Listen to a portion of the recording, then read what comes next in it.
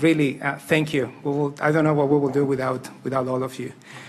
Okay, so our candidate today, Pamela Whitten, and I could, as it's becoming a little bit of a tradition, I could read all the things that are in the CV, and I will probably spare you that. You probably did that before coming here.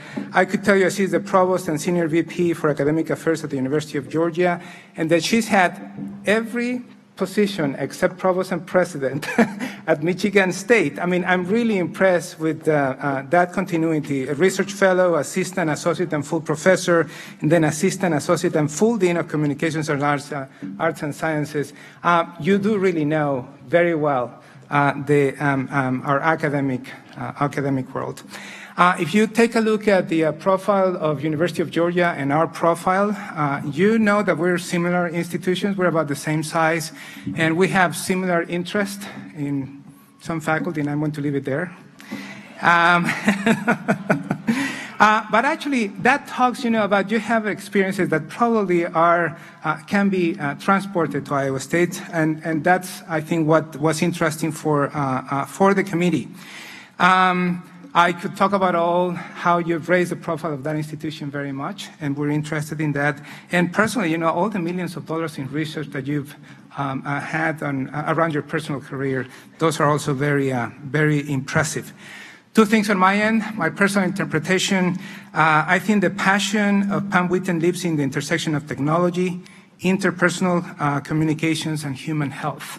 I think that's a passion that is very interesting for all of us, and we could probably share that at some point with you. And something that you will not find anywhere, and I swear I looked in the internet and I looked in her CV, she actually lived in Iowa. She actually lived in Sioux City for some time a few years back. I will not say how many, but a few years back. So Pam, thank you for being here. We thank you for being a candidate.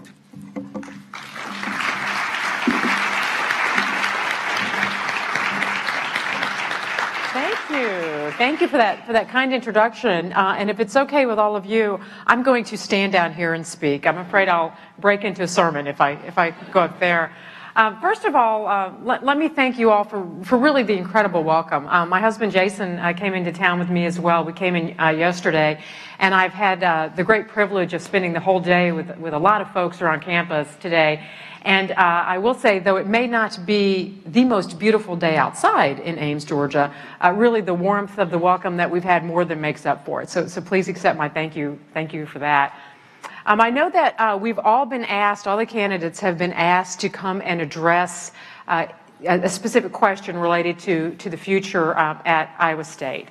And when I was given the question, I thought to myself, what would I give that as a title if I were speaking? And how would that title translate to the vision that I would want to bring to Iowa State if I were invited to come here as president? And so the title that struck me was The Iowa State University Journey, from excellent public university to exceptional public university. And so what I'd like to do with my time today is maybe spend about half the time kind of outlining that from the perspective of kind of two simultaneous goals, and then allow plenty of time to hear the questions and the insights that you all might have to offer as well. So I'm going to start, and I'm going to really outline two areas that I think are important for that journey from excellence to exceptionalism. Are you guys okay if I walk around? Okay. So they really come along two lines. The first is really recognizing and embracing what's already wonderful at Iowa State. And the second really has to do with setting bold outcomes and aspirations for the future as well. So let's start with the first one, because the first thing to recognize is that Iowa State is already a very, very good public institution.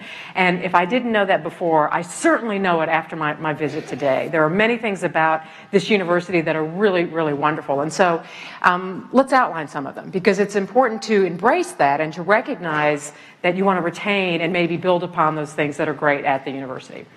So we'll start with the first one that's really near and dear to my heart. And you can all guess what that is from the introduction that Luis gave me. I've spent time at Michigan State, spent time at the University of Georgia primarily. And the common theme across those schools in Iowa State is land grant mission, thank you. And so we know that there's plenty of schools that write land grant on their letterhead, right? But I have come from schools that live and breathe land grant, that are deeply committed to the mission of access to education for all, and discovery and research with a practical bent and a desire to translate that information into ways that can be implemented and impact the quality of people's lives as well. And so Iowa State certainly represents that. And not only is it a land grant, it certainly is one of the better land grants. And I keep hearing today it was the first real land grant, not Michigan State. So we'll see if that actually holds true. And so in addition to being really an exceptional land-grant university, Iowa State, frankly, it's also located in the Midwest. And I think that's another strong point and an asset. And you all know from living in the Midwest, right? I mean, you know, it is comprised of people that work hard and they think hard and they're open to new ideas and they desire the opportunity to better things for themselves and others, all at this set of really wonderful core values. And they're tied to the people that are here. You know, throughout the course of the day, and I will say over the last couple of weeks, I've done a lot of due diligence and asked people and talked to people with affiliations to Iowa State. And as I asked them to tell me, well, tell me the best thing about Iowa State or its real strength, without exception, every single person answered, it's the people at Iowa State. And, you know, you see your students here, you know, they're smart, and they're certainly committed to bettering themselves, but they're also committed to bettering the world around them. And you look at your faculty and staff and how dedicated they are to addressing the mission and the goals of the university. And it's also so telling that no one seems to leave Iowa State University as well, which speaks well. And you look at the alum and how committed they are and the passion they have for this university that you see in small ways through what they give, through their time in other areas. And then you see in some pretty big symbolic ways through gifts recently, for example, to the business school or to liberal arts as well. So there's a real commitment from the people that's a real strength. And then, of course, you all know there are a number of areas at Iowa State that are just exceptional. I mean, you know, being home to the Ames Laboratory is really no small thing. And what that offers in terms of opportunities for students and faculty and interdisciplinary research around, you know, material sciences and related fields, it's really just stunning. You know, and the many other fields from engineering to the exceptional agricultural science and extension. I mean, I read extension last year touched 1 million people in the state. That means 1 out of 3 people in the state of Iowa were impacted in a positive way from Iowa State University. You know, that's wonderful. And then if you tie to that the number of initiatives that have started or in play that offer really tremendous potential for the university, they're also a comment on how strong the university is. You know, I would suggest the recent investment in you know, biosciences and health in a large way across the university is going to be a significant contributor in the long term to the university. The diversity in disciplines at this university, you know, the opportunity for students to get access to so many different types of knowledge, and for faculty to ask research questions and bring in such different disciplines to try to understand and explain phenomena is certainly a strength. And certainly the research park or the new cultivation corridor, you know, with an eye toward really ramping up the impact and the role that the university plays in economic development and prosperity for the state are all very important things. And so, you know, I could spend my whole hour talking about the things at this university that are already exceptional and strong. And I think it's very important as a strategy to acknowledge that and embrace those things and continue them. And yet, Iowa State is really at a crossroads, and many of you recognize that, and I heard a lot of this in conversations today. So the university is very good, and it's really moved up in a lot of ways, and yet it's at a crossroads, and it's at a pivotal point in time with the opportunity to transcend and really climb to new heights as well as a university. And so setting bold outcomes and goals and aspirations is also an important strategy, simultaneous strategy, to elevate and move Iowa State University from an excellent university to an exceptional university. And so let me just give a couple of examples of areas where I think that'll be important. So first of all, first and foremost, of course, is the focus on students. And I know Iowa State, like the universities that I come from, always put students at the forefront. I'm scaring the photographer over here, sorry. Always puts students at the forefront of every decision that you make. And it's important to recognize that student outcomes and experience are such an important part, certainly, of helping Iowa State to transcend to new levels. And that can happen in multiple ways, right? So certainly student outcomes are a key important piece. And there are a number of ways and exciting opportunities for Iowa State, and some where they've already transcended. So, the successful transition of employment rate at about 94-95% is tremendous. That's quite an accomplishment and exactly what we owe students, certainly everywhere in Iowa State.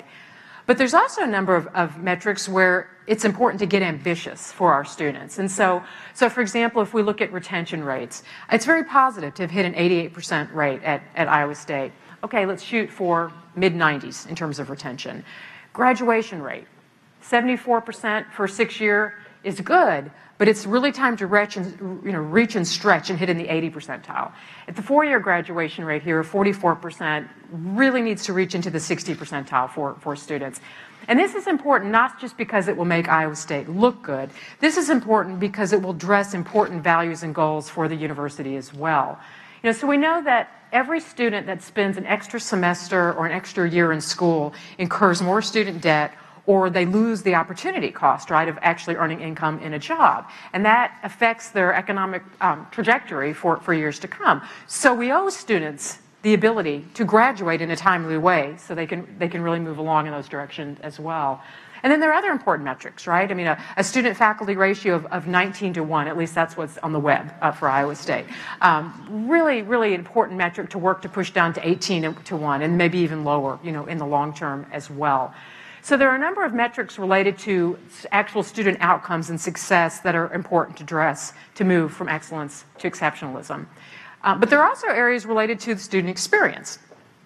So one of the things that I think is very important at a university is to always be thinking about what you can do at Iowa State to make the experience for your graduates different from the experience of anyone else graduating from any place else. What will an Iowa State graduate have that makes them different from somebody that graduates from Iowa or Nebraska, right, or Michigan or Illinois or any place? And so you have to think of those kind of exceptional experiences. And so we've done a number of those at Georgia, and I'll give you an example of just one. So in attempting to think big and for ideas that would really separate the opportunities for our students, a new initiative we just rolled out is called the Double Dogs program. And you might know that Georgia are the Bulldogs, so everything is dogs, D-A-W-G-S, everything is named dogs. And so the Double Dogs program is a program where students are able to achieve a bachelor's and a master's degree in 5 years or less at the university. And there are lots of places that do linked programs. I know there are some here as well. When I was a dean of a college, I actually implemented a number of linked bachelor's and master's programs as well. And that's important. But we decided to do it from the university level. So we were going to elevate it up and create an opportunity across the entire university. So we got the initiative through faculty governance, and then last spring we reached out to departments because it's driven by departments that want to do this. And some of them are bachelor's and master's within a department. Sometimes they're across departments in a college, and then they're even across colleges now in different areas. And we thought that we were going to roll it out. We rolled it out in August, and we thought we would roll out 50 of them that are university-wide in this first rendition. In August, we rolled out 113 of them, and there's 26 more sitting on my desk waiting for a signature already. And I can't imagine we won't hit 200 of them by the end of the year as well. And if you just look at data, if you look at national trends, you see why this is so important, right? The Bureau of Labor, for example, put out stats that showed by about 2022, 18% of people, there would be 18% more jobs requiring a master's degree than now, and only 12% that just required a bachelor's degree. So more of our students will need this degree, and it's important that they are able to do it in a timely way. And so we've made this guarantee of 5 years or less, but we've also ramped up what's available in the summers. And so students that want to get a bachelor's and a master's in 4 years or less are able to do that in terms of the way they schedule their courses and other things as well. Well, that's the kind of example of just a large-scale, university-wide, difference-making experience that it's important to create for students. And then tied to that, I think is the opportunity to look at expanding graduate education at Iowa State. So there's been tremendous growth at the undergraduate level. It's wonderful. Almost 31,000 out of 36,000 undergraduates now. But there's an opportunity to add to the amount of graduate students as well. And so that's something else to think about in terms of opportunities for students as well. So there's a broad range of things that need to be addressed, specifically tailored to the students and their experience and their success for this evolution. I would also add number 2 on the list, and I'll just be very direct and candid as I tend to be, is work to secure status in the AAU for Iowa State. So the good news is that Iowa State's in the AAU, and that's good. That's a good thing. And we know that for multiple reasons. You know, one is representation in the AAU indicates that Iowa State is walking the walk of the values that are inherent to AAU universities. You know, we also know that there are just very significant contributions from AAU universities. You know, 80% of the CEOs of Fortune 500 companies graduated from AAU schools. 72% of Americans who win a Nobel Prize of some kind went to an AAU school. We know the range of discovery that emanates from these schools is really quite significant and life-changing as well. So that's the good news.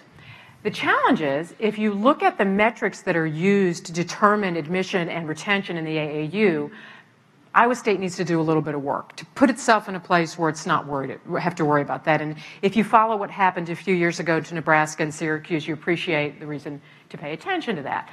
And so if you understand how the AAU works, there's basically what they call 2 phases. And phase 1 has 4 metrics in it, and that's really what the AAU uses. Phase 2 has important metrics, but they're not really quantified and measured formally by the AAU. And so of those 4 metrics, which include competitive peer review funding, they include National Academy membership, they include citations, and then awards and honors for your faculty. Iowa State ranges from the 11th to 19th percentile in those 4 areas, meaning that for all of those areas, 81% of the other members of the AAU are performing at a higher level than Iowa State. So I would suggest that another important metric to achieve will be getting in a little safer zone related to those metrics to secure status in the AAU as well. A third area that I would propose for this evolution from excellence to exceptionalism would be advanced and continued work in relation to the role that Iowa State plays as a partner and a leader in the state in really impacting economic prosperity and quality of life for folks that live throughout the state of Iowa. Exceptional universities recognize the role that they need to play beyond the walls of their institution to impact the residents and the citizens of their state, particularly public universities as well. So I think that's important, another important third area. So what to do to achieve that? Well, there are a couple of key things to do. One, won't surprise you, is certainly to increase the research enterprise at Iowa State. And I will tell you that I'm very comfortable and confident in what I've seen at Iowa State, that that's actually a very achievable goal. At Georgia, for example, we have increased external research funding by almost 40% in 3 years. And it's been very intentional and it's been very strategic at the university. And Iowa State has all the tools, frankly, to have similar success in expanding the research enterprise. And it's important for a lot of reasons, right? I mean, we talked about retaining AAU status. It's certainly important for that. It's also important to retain and recruit exceptional faculty to the university to excel in this area. It will offer undergraduates new opportunities that you want to make sure they have. It's an important piece if there is a desire to grow the graduate side of the university as well. And certainly it's actually also very important in terms of contributing to economic development and prosperity. So in my job, I currently oversee those aspects related to small business development and licensing and that type of work. And I can attest to how important it is to have a very strong infrastructure related to licensing and generating revenue from licensing and helping small businesses set up. But that's just a strong infrastructure. To really excel in that area, you have to have enhanced discovery and productivity and research as well to really propel and move forward in significant ways. And so again, enhancing the research enterprise will be important to address all the missions of the university as well. Another key component, and I'm feeling pretty good about this one after today, is the need for collaboration. And not collaboration in that we'll be nice to each other and we'll agree to occasionally do a joint program together, but a culture of recognizing and an infrastructure of rewarding and incentivizing folks to recognize that you want to do things to lift the university as a whole. And it's not necessarily always just about your direct unit, but there are ways that you can come together that in the long term will benefit everyone. And this has made a significant difference in us achieving much of what we've accomplished in my current position at the University of Georgia.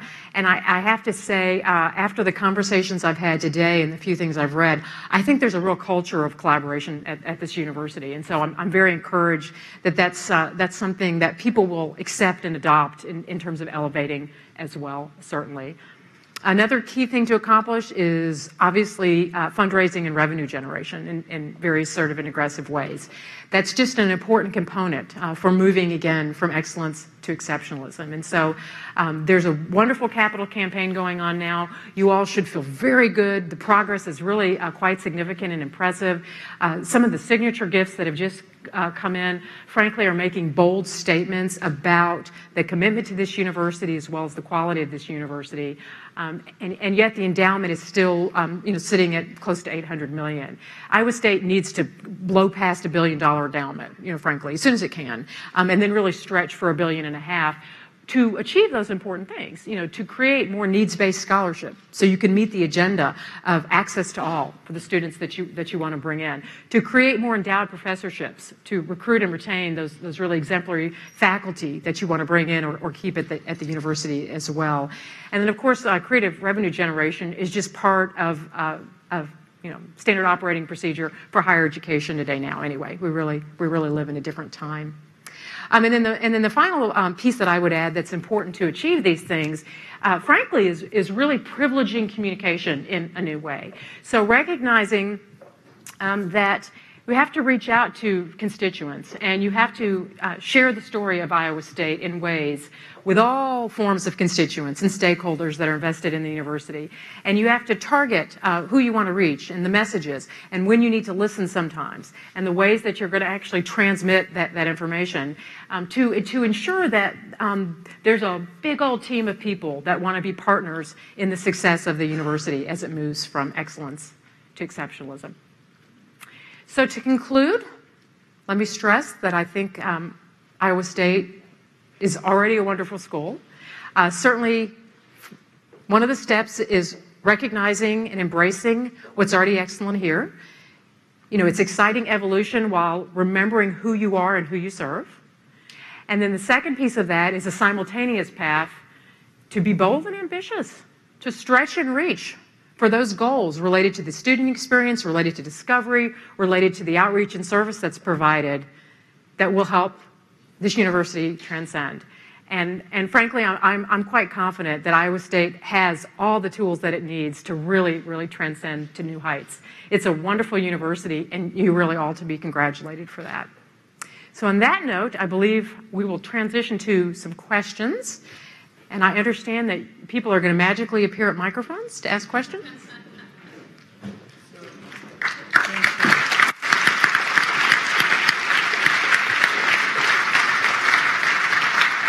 We have microphones on both sides, and we'll go alternate one side and the other.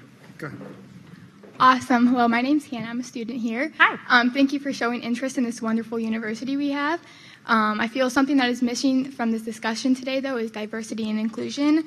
It has always been an important discussion on this campus. However, with the recent shift in political climate, diversity and inclusion has become a more pressing matter to this university, as we have seen an increase in discriminatory acts such as verbal harassment and comments, threatening posters around campus, and unsettling social media posts. What are your approaches, how we as students and faculty can attempt to minimize the occurrences of these acts, how we can better respond to these situations, and most importantly, how we can make sure all identities here at this university feel safe and welcome on campus? Thank you. Thanks for the question. Well, I think it's a good question, and it's a big question, and it's really facing all of higher education today as we attempt to address those issues. I think if we look back historically at Iowa State, Iowa State was one of the pioneers in diversity. I mean, if you look back to George Washington Carver, there was a statement made, I think, a very long time ago about the appreciation and opportunity for diversity. And every impression that I have is that commitment continues at this university, at least all that I've been told. But the commitment, of course, and the climate and the culture you create have to also be accompanied by direct and discrete actions to ensure that everyone understands that you're working at a place and you're living in a place that sincerely values different perspectives, that you want to be in a place where people look differently and think differently and have different ideas, and people are respectful to each other about those different ideas and how it actually rolls out as well. And to do that, I think there are many steps you have to take. Certainly one thing you need to do is to be proactive. So rather than waiting for an incident to happen, which unfortunately happens on college campuses today, you need to be having the dialogue and the conversations continuously.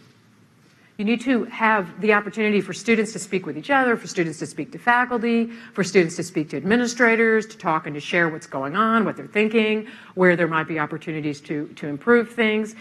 Sometimes administrators and faculty need to share with students and with each other what's already going on. We're such big places.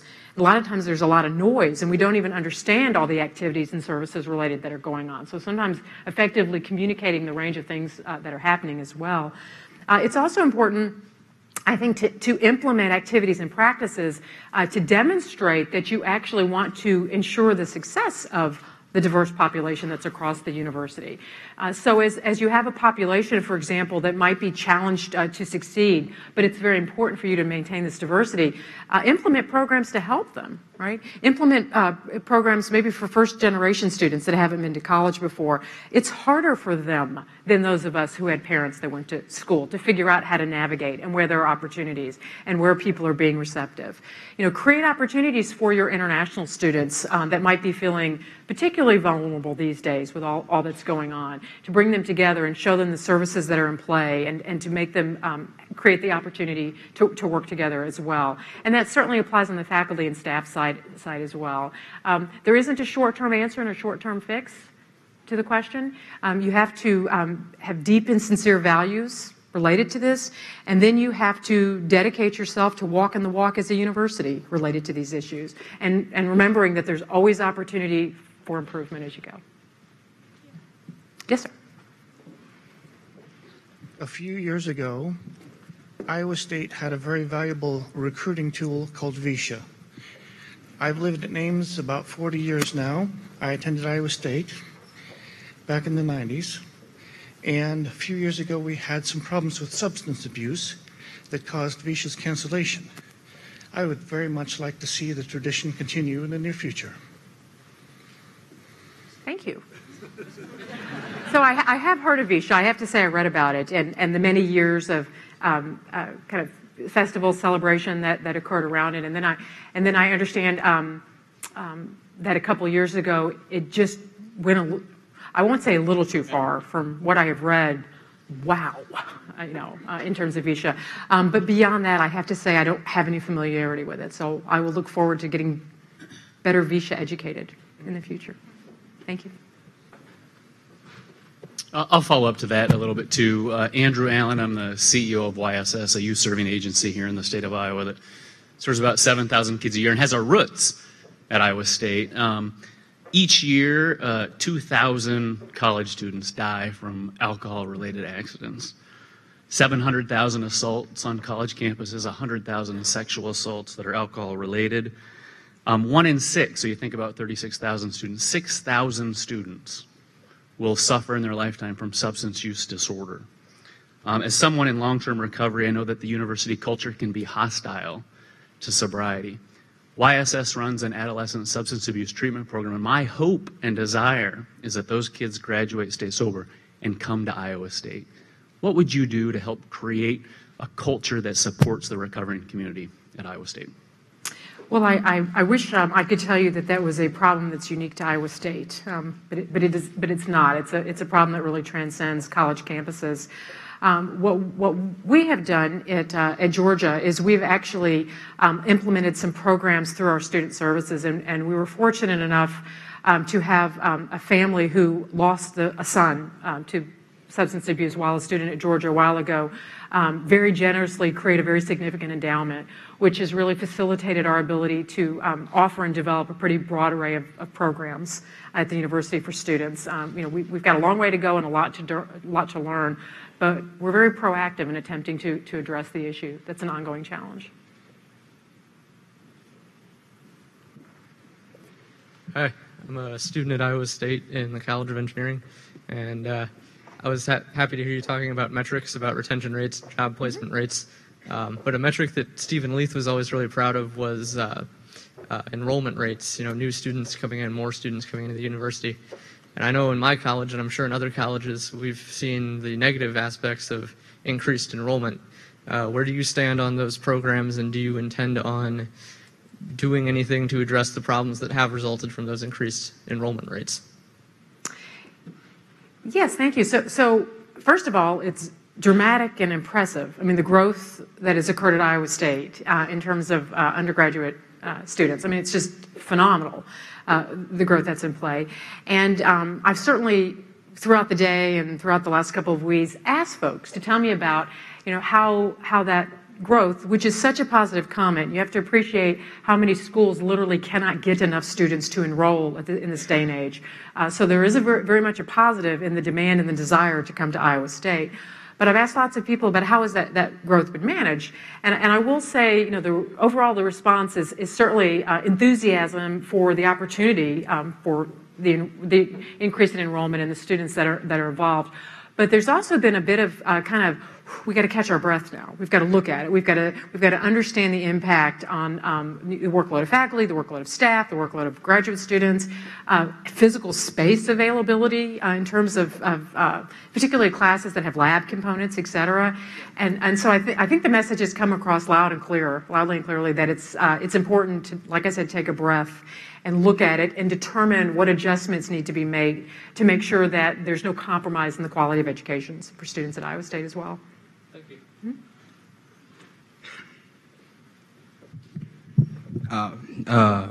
Good afternoon. My name is Juan Babyloni. I'm a student here at Iowa State too. And my question is related to tuition. So you mentioned AAU membership, and obviously one of the important components to maintaining that membership is ensuring that we have the resources to keep up with other universities. Mm-hmm. And for that, we pursue other avenues such as donors and also tuition increases. But more important than that is ensuring that the state doesn't cut more funds from us. And so my question is, what steps would you take to be a proactive advocate at the state and region level so our yearly cuts to the university decrease, and hopefully one day the state actually funds us more?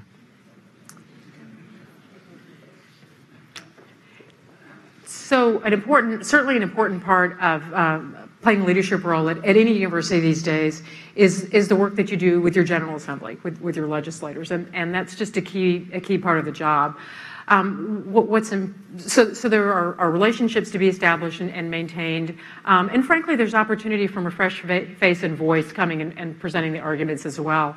But what's important to do is to make sure that Iowa State, like many other universities in the country, gets back on track in sharing the ROI from universities with public funding sources. And I think in general, that's a problem that happened really across the United States in the last decade or so. And so we got very inward looking at ourselves and as higher ed and as universities in general, right? And we saw the contributions we were making in terms of the impact on students' lives and their futures, and the research and the discovery and the outreach and the extension. And we smiled and we felt very good about it, but we forgot to make sure everybody else knew about it. And as such, after a number of years passed, and there were economic challenges that certainly faced our society, it's easier for others to go, well, why are we spending all that money? What's really the impact? And so frankly, there's some work to do that's not going to happen overnight in reestablishing that value and that appreciation for the return on investment and the impact on those that go through school as well as society as well. So there's going to be some really important communication and communication strategy to work with that.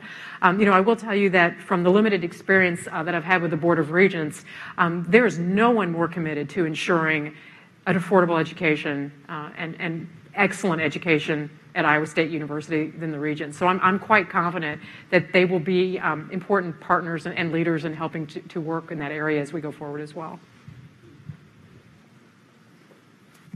Hi, Dr. Whitten. Thank you for being here today. My name is Chelsea Smith, alumna of the University of Georgia, so go Dogs. But as a student in the Higher Ed and Student Affairs program here, a graduate student, I have like a deep personal and professional investment in organizational structures of institutions.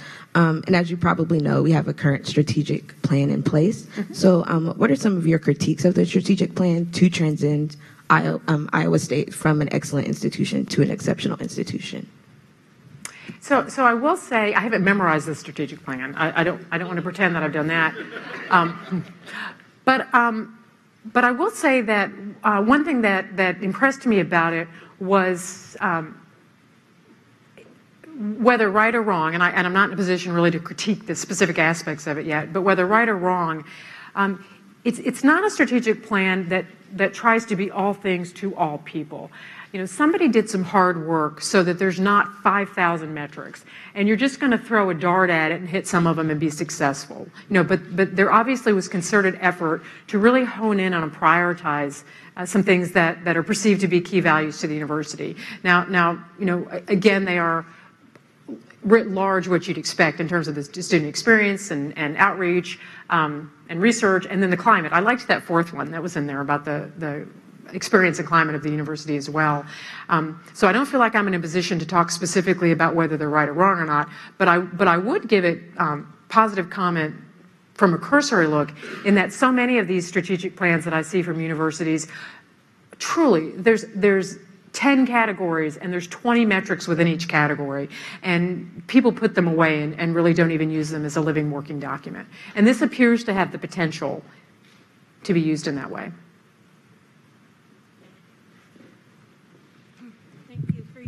Thank you for your presentation today. Oops. Surprise. I've been here a while. I'm adjunct faculty here at Iowa State University. We have a very complex problem in Iowa. It's not unique, and I'm sure Georgia has the same problem. We have a 7-to-1 ratio of hogs to people, and they intend to more than double hog production as they more than double the 10,000 hogs an hour that go through a processing plant. And we have this water quality problem. Mm-hmm. What can the university do in terms of research, communication, policy making to help Iowa solve this problem? So the way I would start personally with that is really an explanation of what I do now in my current position. So again, Georgia is so much more like Iowa State than many of you would probably want to admit, but very, very robust veterinary medicine, agriculture, extension and outreach services, frankly, and family and consumer affairs and forestry and other areas as well. And one of the things that I do in my current job, frankly, is I travel the state, and many of our extension folks are nice enough to spend the day or sometimes a couple of days with me. And I personally go out to farms and to places where they're transitioning the products from the farms into products that can be sold. And in Georgia, that means peanut, as you can imagine, a few other things thrown in. But when I do it, the questions I'm asking are, what are we not teaching our students that they need to be taught? What experiences do we need to give our students to prepare them to come out and work in these jobs in these industries? What are research questions that we're not asking that we need to, both large and small? And I'm just one person that comes out and asks the big question. So I think the infrastructure of extension and the Iowa State employees that represent Iowa State throughout the state through extension and outreach are the ones in the position for the conversations with people in these various areas to talk about those issues that are real problems and impact their ability. And from what I understand and have talked about to folks, extension is pretty strong here. And so if those aren't conversations that are happening, I would pick up the phone and call, where's our VP of Extension? Is he in here? I mean, there he is. Would you like to respond?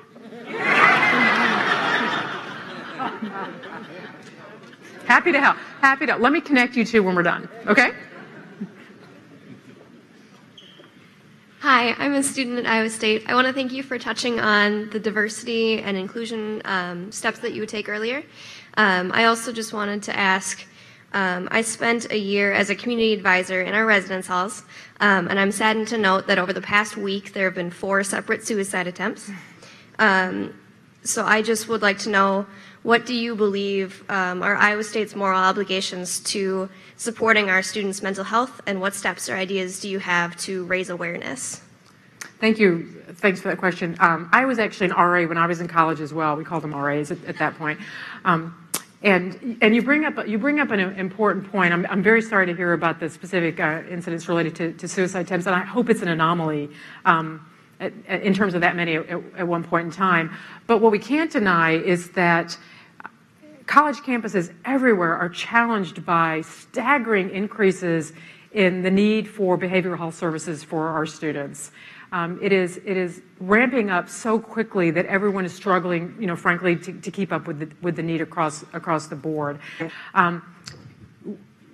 In my current position, we actually reallocated some student fees and really ramped up the behavioral health services for students. I'm not sure that anyone can actually keep up with the pace and the rate of demand. And that question has come up here, and several people have told me and assured me that Iowa State has done the same thing. So I know there's a real commitment. It's also going to require frankly, training and infrastructure from those throughout the university, and you referenced yourself as an RA, but also faculty and staff to be able to be in a position to at least point students to where they might access resources as necessary. And that's a tough thing to communicate effectively to people over and over again. And another important component of that is working with your community so that you can identify resources outside the university to refer students to, because sometimes, and many times, their needs really stretch beyond what the university is capable of providing. And so you need to have that strong partnership with the community and the health providers in the area. And I don't know about that specifically in this area, so I can't address that. Hi, Dr. Witten, thank you for your excellent vision statement. You mentioned about faculty-student ratio bringing down from 18. The situation is quite dire when you look at engineering itself. It is even more than 40 in some departments. So what specific steps you would take to bring that ratio down? And just forgot to introduce myself. My name is Ashfaq Khokar. I am the chair of electrical and computer engineering. Very good. Thank you for that question. There's your dean. Did you put him up to this question? No. We talked about this at lunch today, a little bit as well. And so, when you're looking at faculty-student ratio, of course, you come up with a generic number, and what is posted right now for Iowa State is 19-1. And so, when you address that issue, you really have to begin to parse into what that means, because it doesn't really mean that everywhere across campus it's 19-1. There's variation in that. And so, as I was picking on some folks in vet med today, who's from vet med that's in this room? There we go. They always cluster together in places, it appears. We were talking about the fact today that if they were talking about their student-faculty ratio, it would be much smaller than 19-1, not because they're extra lucky, but certainly for accreditation reasons and other aspects related to vet med, you have to have a different ratio, for that. And so really the first step that you need to do is look across campus and look at the variation in the faculty-student ratios and find where there are hot spots that really need to be addressed early on. And it sounds like, and I cannot tell you how forceful your dean was today in making this point in a lunch and pleading the case. It sounds like that's really a significant issue in engineering. And given how big and important engineering is here, what, 9,000 plus majors, is that correct? It certainly looks to be an area where things need to be addressed. I mean, do you have statics classes of like 5,000 people? Really? Wow. For anyone that's not an engineer, statics is the class that they all hate.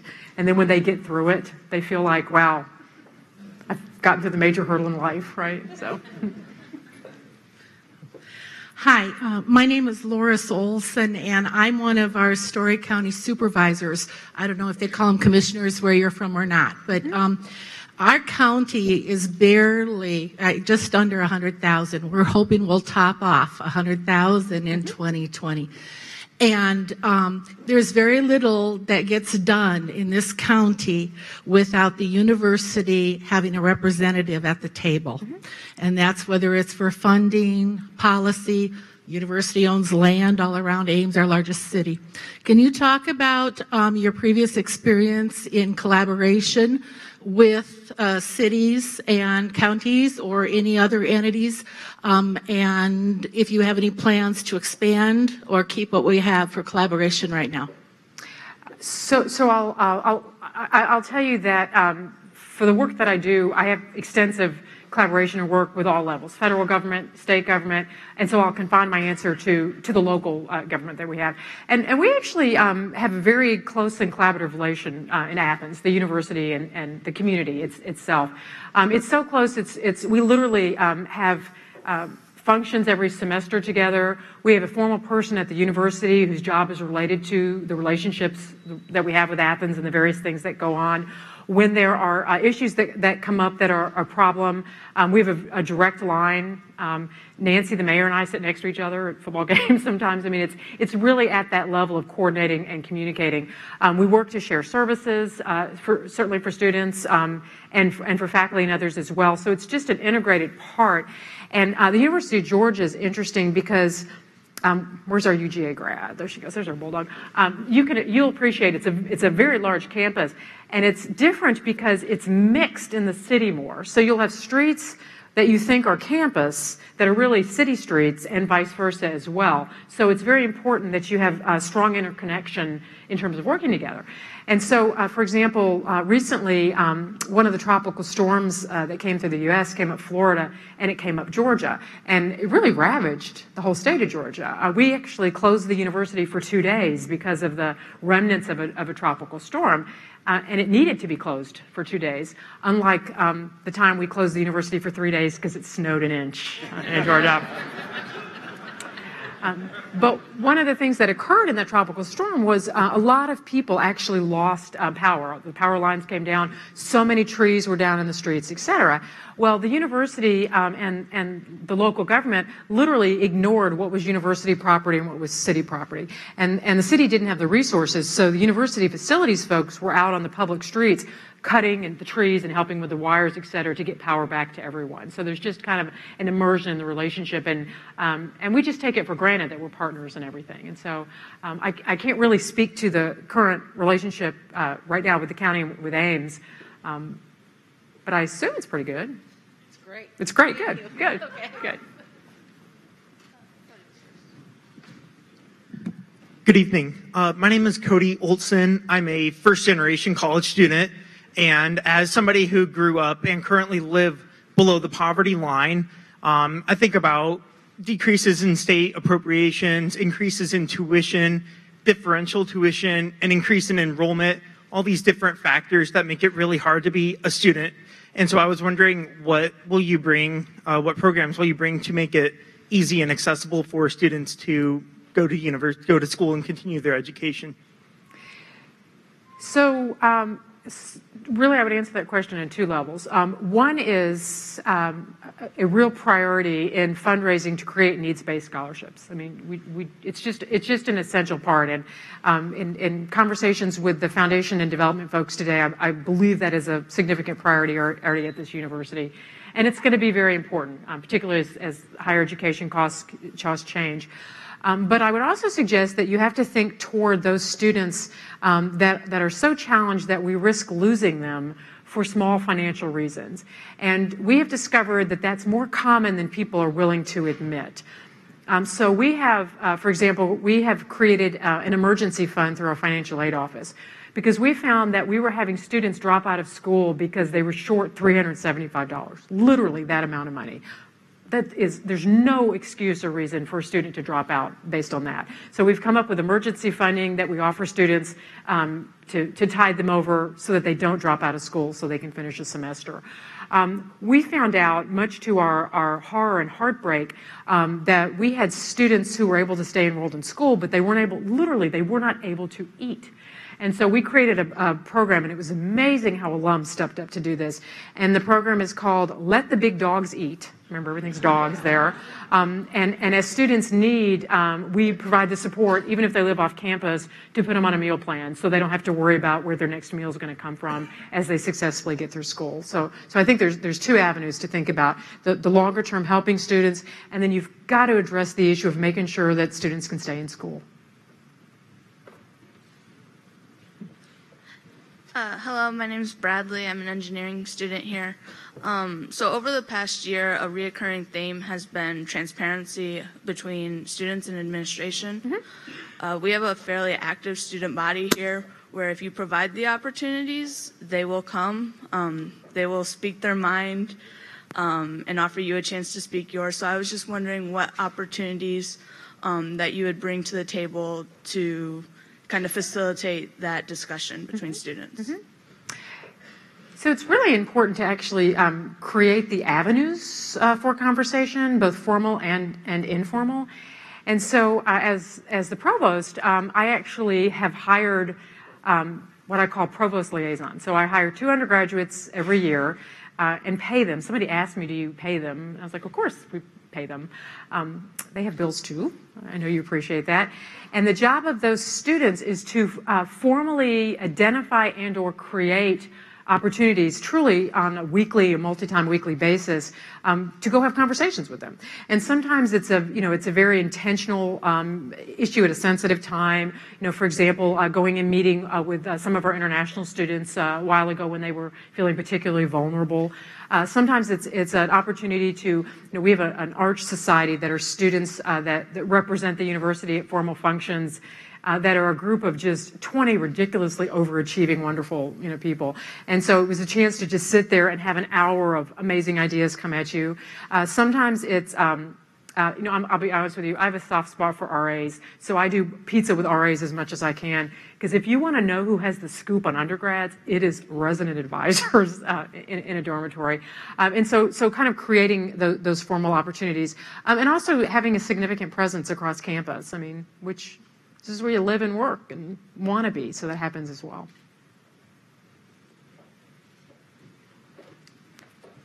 Good afternoon. My name is Arne Hallam, and I'm a professor in the Department of Economics. I'd like to come back to a couple of the topics you've covered earlier, particularly educational quality and the cost of providing that. I very much appreciate your remarks about our rather precarious position as far as AAU rankings.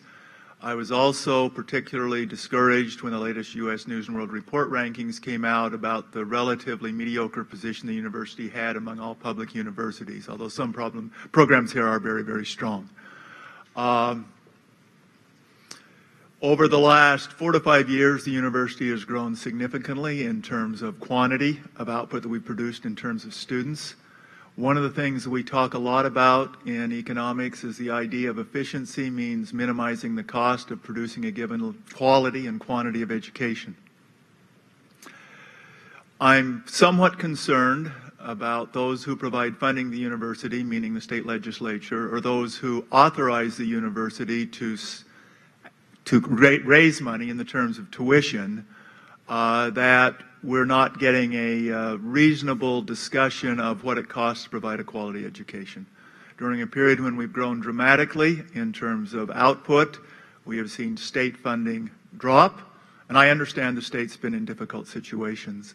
But we've also had a period when we've had a Board of Regents which has been very willing to approve 0 tuition increases. to not let tuition catch up, to allow the university to proceed. And in particular, at the current time, among our peer institutions, other than North Carolina State University, we're more than $2,000 less in tuition. I'd like to know how you would see us able to provide a quality education that allows us to rise in AAU rankings and rise in the rankings as undergraduate programs in a situation where we have declining state funding and are not allowed to raise tuition. Thank you. So this is the song, if you will, that's being sung at almost every public institution. I mean, you know, we've all seen significant decline in state support and investment, and I don't think that's going to change at this point. And you know, in fairness to our state legislators, the funds aren't there, and there are such excuse me, there are such competing needs for those resources, and so you know, fiscal management of universities and leaders at universities from all levels, I mean, department heads, deans, provosts, presidents, has had to shift. And you know, in regard to the specific tuition issue, I appreciate that it is extremely low at Iowa State. It's the lowest I've seen it.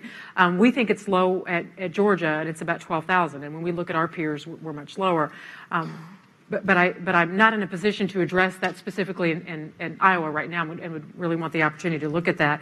Certainly, it's a priority to keep college as affordable as possible for students. And so that's one, certainly one aspect to consider. You know, another piece of the fiscal management now at universities really calls upon leaders to constantly assess how they're allocating resources. And, you know, the days of just being able to be comfortable with how things were, and then you just kind of layer things on top of the way you've always done things, it's a luxury that just doesn't exist anymore. And so part of, and I can't speak to this at Iowa State, but it certainly would be something that's important to do, if it's not already being done in dramatic ways, is to really evaluate and assess those things that are being done. And look at those things that were wonderful in their day, but their shelf life is over and it's time to reallocate those resources. And there are plenty of those types of opportunities in any organization, you know, that would exist. And so that certainly needs to be part of the equation. Creative sources of revenue generation are important for universities. Contracting in new ways with industry and looking for opportunities are certainly a way that we've grown that both my college as I was a dean and at the university I'm currently at, and I know there's much of that at Iowa State and certainly opportunity for more. And then frankly, the fundraising component, not just through individuals, but through opportunities with foundations and others, are another source of looking for new forms of revenue that will help grow things as well.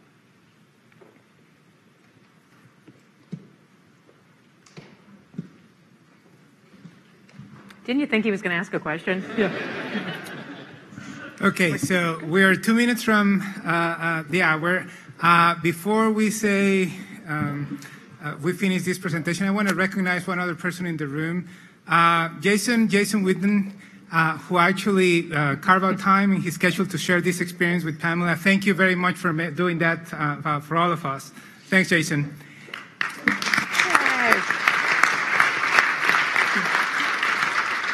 I want to thank everybody for their questions, and I'm not sure if you recognize this. You know, I think I on purpose have not highlighted the presence of the Board of Regents in the room for the past 2 days, and I hope they will be here also tomorrow and the day after. But your questions to the candidates are also questions that they are hearing. So I think it's important, you know, that this process is so public, you know, because it allows us to reflect on what we want to do. In the future. Pam, I just want to thank you for your energy, for your time with us, and thank you for being here. Thank you.